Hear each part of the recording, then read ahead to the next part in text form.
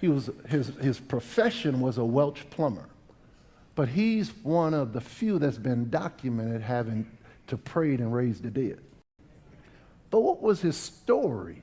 Just a little old lady that lived with him called his wife. She had gotten radically saved. And he didn't like that. She going to church and tithing, giving the preacher his money. He told her, look. Y'all heard that? I said, look.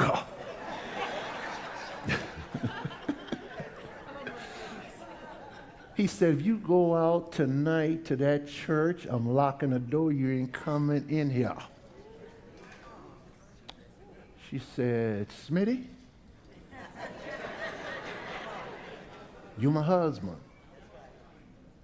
but he my Lord. So I'm going to church. Yeah. She said, what would you like for breakfast?